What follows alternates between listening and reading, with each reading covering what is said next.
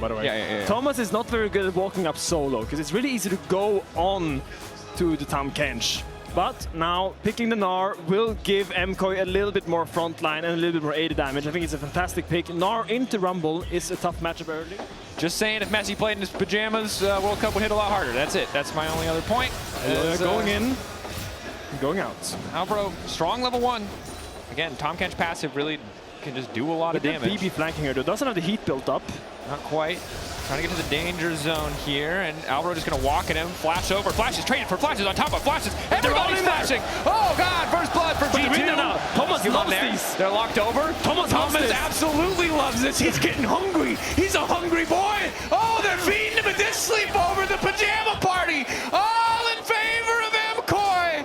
Nowhere for Labrov to go. Mirwan's just running him down. He's got some pajamas of his own. My God, G2. That was not the sleepover you were looking for. I mean, Gnar can kind of face tank it. Gnar has opted into the lethal tempo.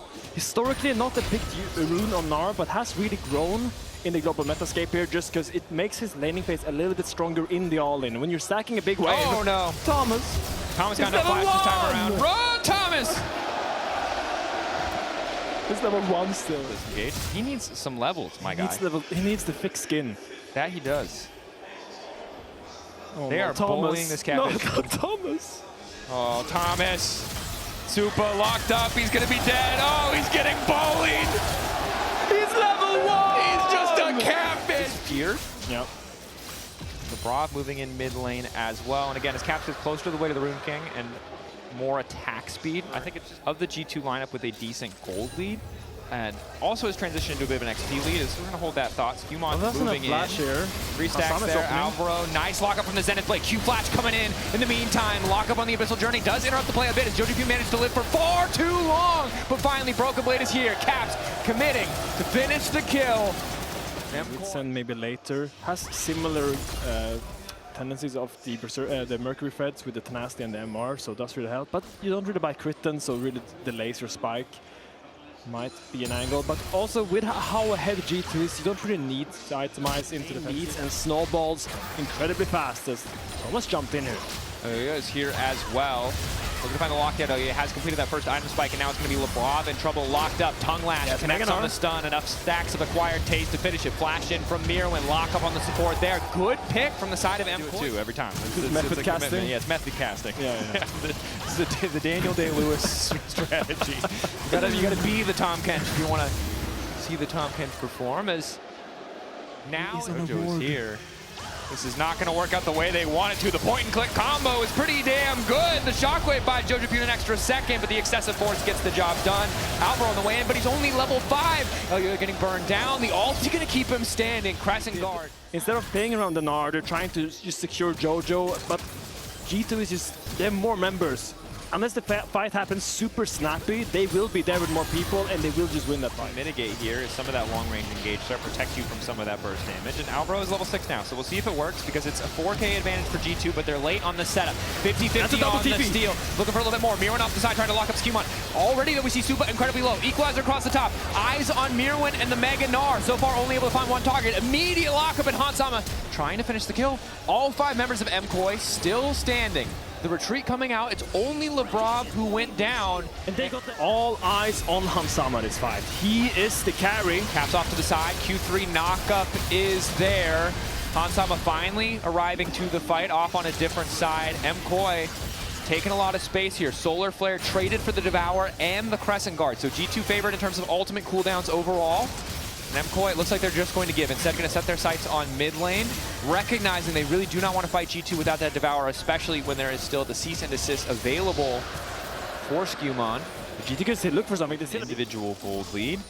And now it's once again going to be JoJoQ in trouble on this side lane. Broken Blade laying down the equalizer, not offering a way out. JoJoQ out of mana and running out of time here. Labrov moves in, Zenith Blade connects, and down goes JoJoQ. Another side. Also at 2. But approaching his third quite rapidly as now Supa. Nowhere for him to go. Perfect layering of the ultimate's knockback, but it just doesn't even matter. Already he's down. Skewmon about to give his life, but he's still living for an extra second. Flash in from Elia, now committing on to Hansama. Turn back onto Labrov as Mirwan starts to chase out Hans in the meantime. Not quite able to get the hyper proc. all of G2 pulling back to 3. Syndra, if he gets one combo, pushes all of his buttons, gets a decent stun, feels like the team can maybe carry it from there, especially if the member he hits is the Lucian. The chase now from Mirwin. With that tongue connects, I think he might end up having to flash as well. So you see MKOI, they are behind, but they are still aggressive. They're still trying to make plays happen into this G2. And G2 hasn't been very diligent with their lead. They're making mistakes in the setup. Their teamfight execution is not always there, but now they're going on Mirwin. Not being diligent. Mirwin taking some risks here, but the tower ticking down. Oof, one grub, not quite enough for that dot to finish it.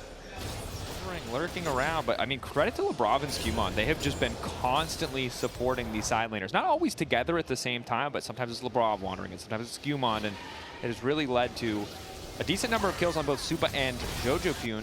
But for Mirwin, still has not fallen yet, although... Look at Caps is opening behind there. Look at Leona and Vi. Everyone is coming for this play right now. Mirwin, good awareness. Don't know if he knew that there was Rumble in the brush, but is able to survive thus far. Needs to be careful not to step too far forward with the wall. Ooh, the burn just barely takes him out.